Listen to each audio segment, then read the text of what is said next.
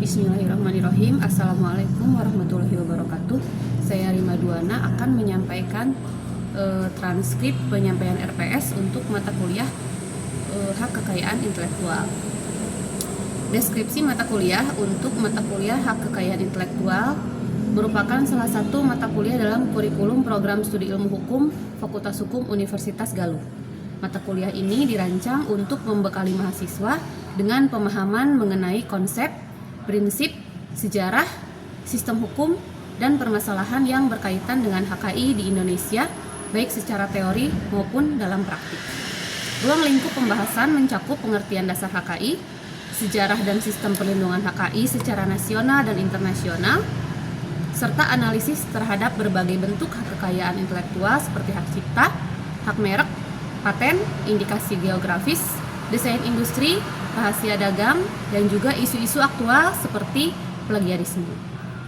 Selain memahami aspek teoritik dan yuridis, mahasiswa juga diajak untuk mengembangkan kemampuan berpikir kritis melalui studi kasus, diskusi kelas, dan penyusunan argumentasi hukum dalam menghadapi permasalahan pelanggaran HKI yang kerap muncul dalam praktik.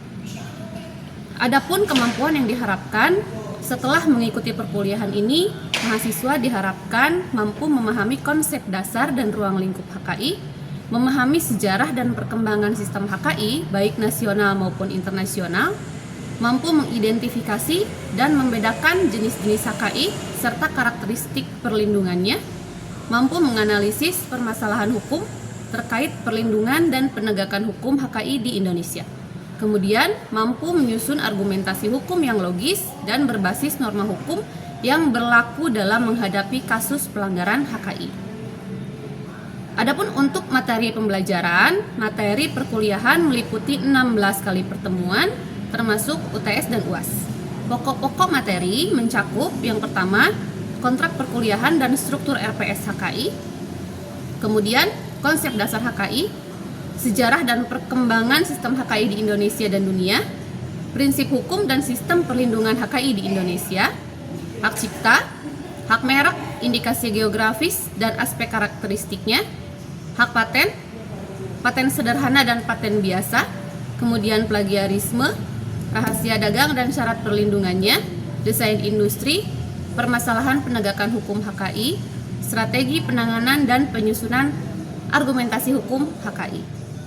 Adapun sistem pembelajarannya, perkuliahan dilaksanakan secara tatap muka atau luring di kelas dengan pendekatan diskusi interaktif dan penyampaian materi secara tematik. Metode yang digunakan mencakup ceramah, pemaparan, tanya jawab, diskusi kelompok, studi kasus, dan presentasi. Media pembelajaran meliputi bahan tayang, yakni PowerPoint, buku referensi utama dan pendukung, dokumen peraturan perundang-undangan terkait HKI, serta artikel ilmiah dan jurnal hukum.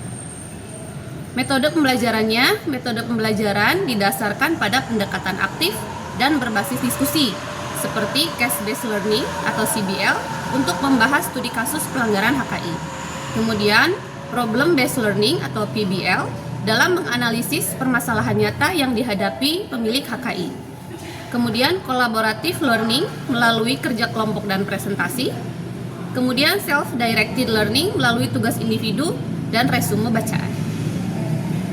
Adapun sistem penilaian terdiri dari tugas individu dan harian sebesar 45%, tugas kelompok dan presentasi 25%, ujian tengah semester 10%, dan ujian akhir semester 20%.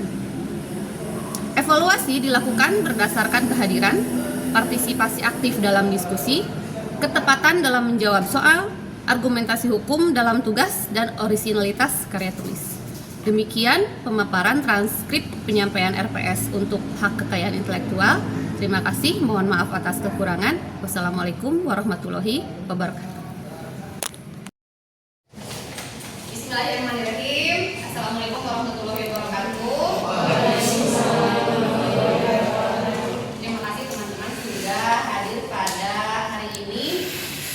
Dalam pertemuan kita yang keempat dalam mata kuliah kekayaan intelektual, di mana pertemuan keempat ini kita akan membahas tentang hak cipta. Sebelumnya kita sudah menjalani pertemuan yang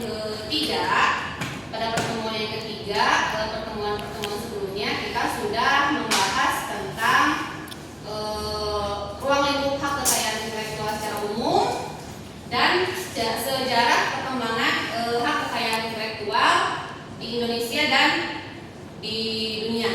Gitu ya. Pada pertemuan keempat ini kita akan membahas tentang hak cipta. Sebelumnya absennya sudah diedarkan ya.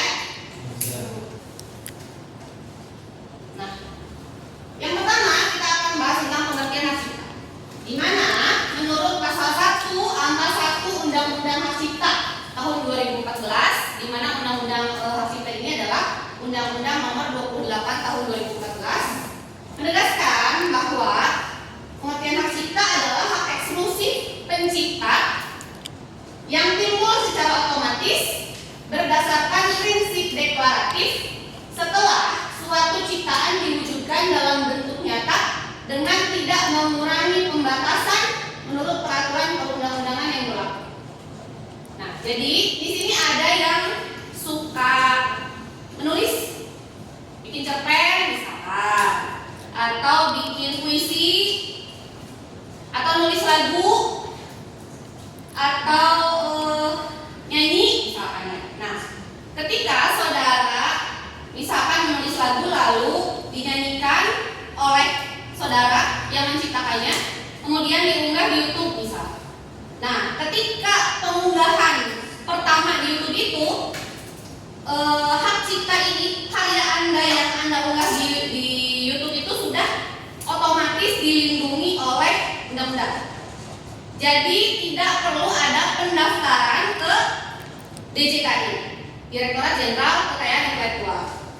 Ya, itu eksklusifnya hak cipta. Jadi dia, hak cipta ini otomatis terlindungi seketika setelah kita pencipta mengumumkan karya kita. Kalau disimpan sendiri mah nggak dilindungi dan nggak ada yang tahu. Nah, kalau diumumkan, dipublikasikan, otomatis dia akan dilindungi oleh undang-undang. Nah, pencipta, pembuatnya dapat sekaligus sebagai pemegang hak cipta jika hak cipta itu tidak dialihkan kepada pihak lain. Namun, pemegang hak cipta belum tentu sebagai pencipta karena dapat dimungkinkan pemegang hak cipta menerima pengalihan hak dari pencipta ataupun membeli hak cipta tersebut dari pencipta. Misalkan saudara menulis novel, saudara adalah pencipta, tapi tidak saudara pencipta dan bisa sekaligus menjadi pemegang hak cipta kalau hak cipta itu dipegang oleh saudara, oleh pencipta. Tetapi ketika saudara membuat novel, menulis suatu karya tulis, menulis suatu cerita fiksi, kemudian cerita saudara dijual kepada orang lain. Nah, itu pemegang hak ciptanya adalah misalkan Lavena menulis novel, menulis cerita fiksi, udah jadi nih 100 halaman, kemudian karyanya dijual kepada Kamila, udah jadi hak ciptanya jadi milik Kamila. Lavena sudah tidak lagi menjadi pemegang hak cipta. Jadi nanti ketika buku itu diterbitkan, dijual dan mendapatkan keuntungan ekonomi, Lavena sudah tidak akan mendapatkan royalti. Jadi royalti yang masuk kepada misalkan waktu 1000 eksemplar itu 1000 royalti dari per bukunya itu akan menjadi milik Kamila karena Lavena sudah mendapatkan keuntungan ekonomi dari jual beli yang sudah dilakukan sebelumnya. Jadi royalti yang didapatkan di masa yang akan datang itu menjadi pemegang hak cipta, bukan menjadi pemilik pencipta. Itu ketika ciptaan sudah dialihkan, gitu ya. Apa itu hak ekonomi? Hak ekonomi melindungi kepentingan ekonomi pemilik atau pencipta dalam hubungannya dengan hasil komersial yang akan diperoleh melalui ciptaan tersebut. Jadi hak ekonomi itu melindungi pencipta dari bajakan, dari hal-hal yang tidak diinginkan, dan kemudian ketika karya cipta itu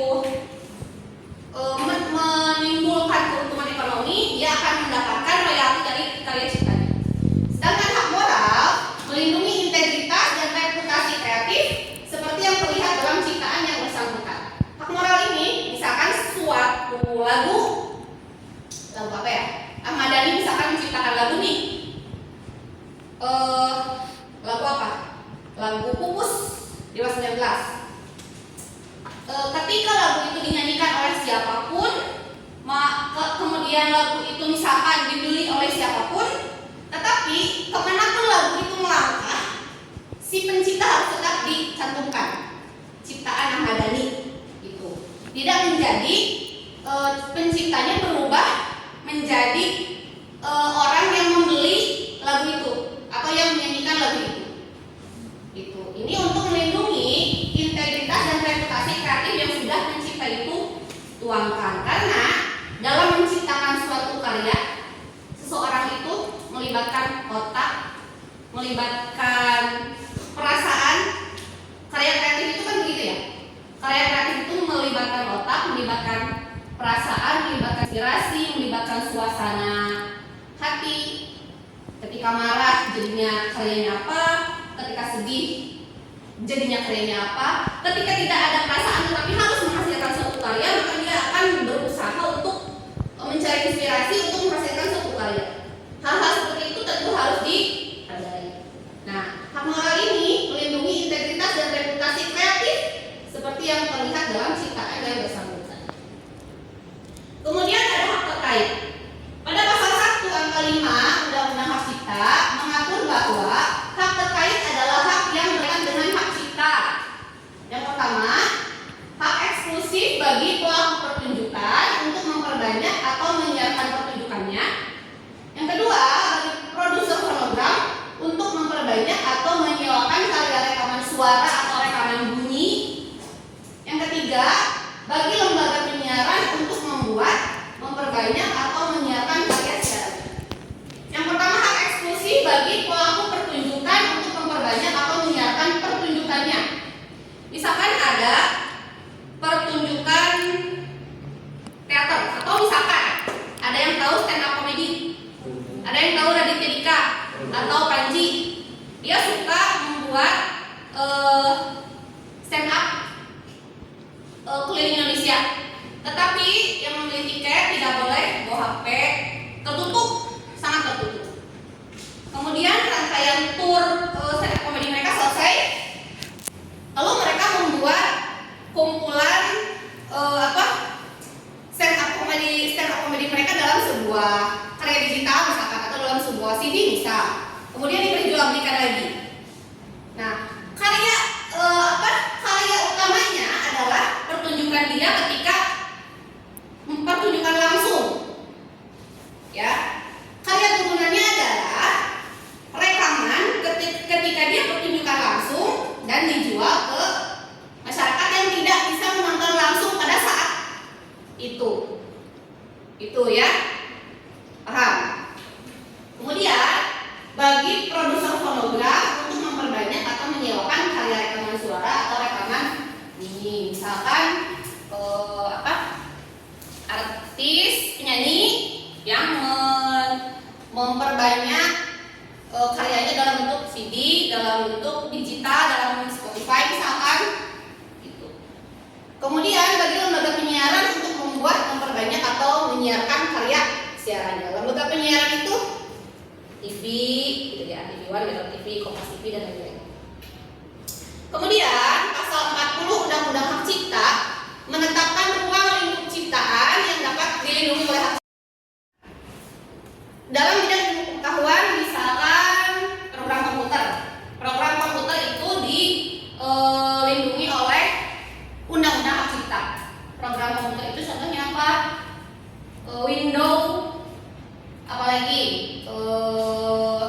Word, kan itu aplikasi di laptop kita itu ada yang asli dan ada yang bajakan. Nah, itu yang dilindungi oleh Undang-Undang Hak Cipta, program komputer. Kemudian seni tari, seni olah vokal, suara, apalagi alat musik, semua yang berhubungan dengan kesenian. Kemudian sastra, karya tulis novel, apalagi karya tulis sastra lainnya, begitu ya. Nah, setelah pencipta meninggal berlaku untuk ciptaan asli. Yang kedua, 50 tahun sejak pertama kali ciptaan diumumkan untuk karya derivatif atau turunan. Yang ketiga, tanpa batas waktu berlaku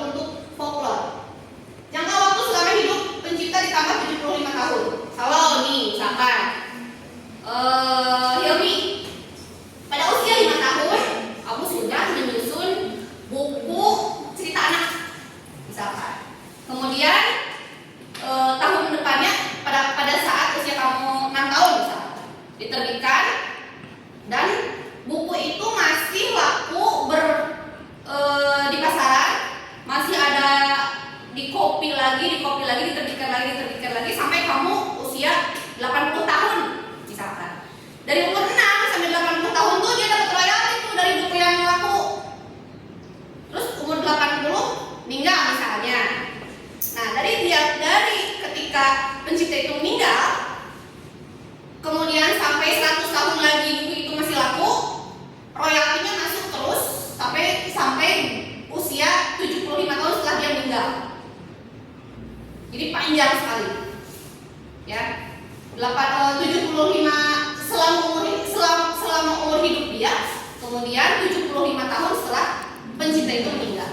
Royalti terus masuk. Itu untuk ciptaan asli. Ya. Kita menciptakan tulisan lalu diterbitkan dan laku di pasaran. Yang kedua, 50 tahun sejak pertama kali ciptaan diumumkan untuk karya derivatif. Karya derivatif itu yang tadi, misalkan ketika sebuah novel dijadikan film. Nah, hasil royalti dari film ini penulisnya misalkan Syifa. Si buku novel ini ditulis oleh Syifa. Kemudian novelnya dijadikan film, produsernya Dwi. Nah, royaltinya Dwi dapat royalti selama 50 tahun karena itu karya turunan dari karya asli Syifa. Itu ya. Kemudian tanpa batas waktu berlaku untuk folklore. Karena folklore ini hak ciptanya dimiliki oleh negara. Nah, bagaimana apabila ada konflik dalam hak kekayaan intelektual? Penyelesaian pelanggaran untuk hak moral diajukan kepada pengadilan niaga. Kemudian apabila ada kasasi diajukannya ke Mahkamah Agung. Kemudian untuk penyelesaian pelanggaran hak ekonomi perdata diajukannya ke pengadilan niaga dan kasasinya ke Mahkamah Agung. Apabila untuk penyelesaian pelanggaran pidana diajukannya ke pengadilan negeri untuk pidana ya. Kasasinya ke pengadilan tinggi kemudian ke Mahkamah Agung. Gitu. Nah, pengalihan hak cipta merupakan hak milik kebendaan yang tidak berwujud. Hak cipta ini diperlakukan sama seperti benda berwujud, tetapi wujudnya tidak ada. Hak cipta ini dapat beralih atau dialihkan baik status maupun penguasaannya kepada orang lain. Bisa diwariskan, bisa dijual, bisa dijaminkan ke bank. Hak cipta itu sama seperti benda berwujud kan? Ya. Kemudian hak cipta dapat dijadikan sebagai jaminan fidusia. Begitu. Selesai materi tentang hak cipta. Ada yang mau bertanya? Silakan. Ya. Tadi kan sempat disebutkan mengenai folklore ya. Pemilik hak cipta itu orang bilang. Sebenarnya folklore itu yang dimaksud dengan folklore itu seperti apa sih? Sama contohnya tuh? Folklore itu yang disebut dengan folklore adalah karya seni tradisional yang wujudnya adalah turun-temurun dari kakek nenek cucu sampai masyarakat suatu adat misalnya. Contohnya seni tari jaipong, kayak itu folklore. Terus lagu apa ya yang tidak ada penciptanya? Coba lagu daerah, lagu sayonara, ampar-ampar pisang, lagu Patung Dadali. Nah, itu folklore. Karya-karya tradisional yang sifatnya turun-temurun dimiliki oleh negara penciptanya. Makanya berlakunya dalam seumur hidup. Cukup? Ada lagi yang bertanya? Ya. Bisa dijelaskan lagi mengenai yang pengalihan hak cipta? Ya, oke. Pengalihan hak cipta, hak cipta itu diperlakukan sama seperti benda berwujud. Hak cipta itu adalah hak yang tidak berwujud, tetapi dia diperlakukan sama seperti benda berwujud. Ya, dia bisa diwaris. tuliskan, dia bisa dijual belikan, dia bisa dijaminkan ke bank, dia bisa menjadi aset penting untuk seseorang. Ya, aset penting yang tidak ternilai harganya. Kalau misalkan mendapat wujud nih rumah, tanah, mobil, itu ada nominal tertentu, ya, ada nominal misalkan tanah sepersekian meter di lokasi di mana, harga per meternya berapa. Kalau kita punya berapa meter itu kali berapa. Kalau hak cipta tidak. Hak cipta itu bisa ketika kita mau menjual belikan hak cipta kita, misalkan itu tidak terbatas nilainya, karena kreativitas itu nilainya tidak terbatas. Gitu ya. Ada lagi? Ibu mau tanya. Ya. Kan tadi dikatakan ya kalau misalkan pemegang hak cipta itu belum tentu jadi hak cipta. Belum tentu menjadi pemegang hak cipta. Iya. Ya. Terus tadi tuh kalau misalkan seseorang melakukan jual beli tentang karyanya itu berarti kan udah nggak ada sangkut paut sama royalti. Terus kalau misalkan tadi ada hak moral, itu berarti meskipun melakukan jual beli penciptanya tetap ikut. Betul. Terus kalau misalkan kasusnya kayak yang ghostwriter gitu gimana Bu? Ghostwriter kayak tadi. Iya. Nah, sebenarnya permasalahan hak cipta ini adalah sesuai dengan perjanjian antara para pihak. Ya, kalau misalkan antara ghostwriter ini dengan si calon pemegang hak ciptanya dalam perjanjiannya dituliskan di situ bahwa penulis aslinya tidak dicantumkan dengan kompensasi sekian misalkan, itu bisa. Jadi undang-undang kekayaan intelektual ini, undang-undang hak cipta ini adalah undang-undang yang sangat negosiatif, gitu ya. Jadi hak moral bisa dialihkan atas persetujuan pencipta atau pemilik karya cipta itu. Tapi rata-rata untuk lagu, karena itu sangat mudah untuk di cover ya, untuk dibawakan di kafe dimanapun, dan bahkan misalkan oleh pengamen, dan kan meskipun sedikit mereka mendapatkan keuntungan ya dari yang nyawer misalkan gitu. Nah itu kemanapun dia harus disebutkan penciptanya. Tapi balik lagi, meskipun untuk lagu, untuk penulis gitu, tergantung perjanjian antara pemilik penulis atau pencipta dengan pemegang hak cipta di masa yang akan datang. Gitu ya. Ada lagi? Oke, cukup. Kalau begitu kita masuk ke kesimpulan ya. Ke kesimpulan. Nah.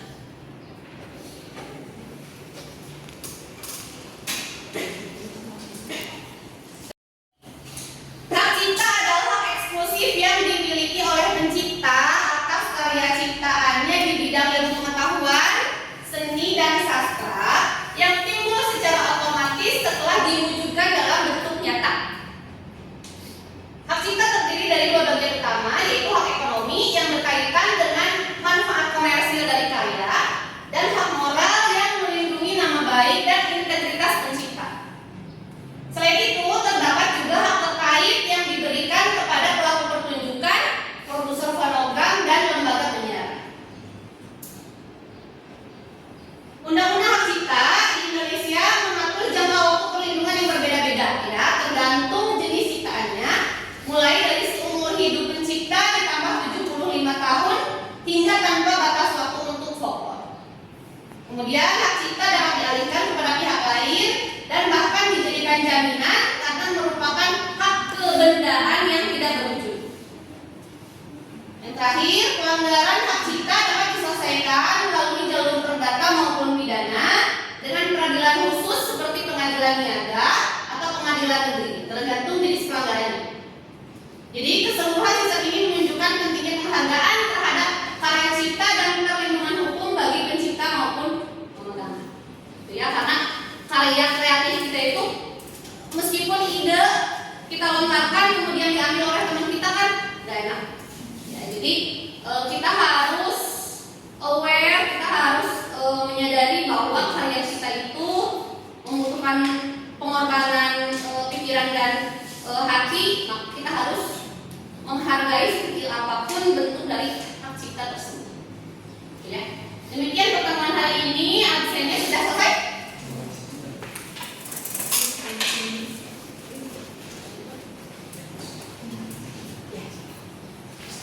Terima kasih kepada mahasiswa yang sudah hadir.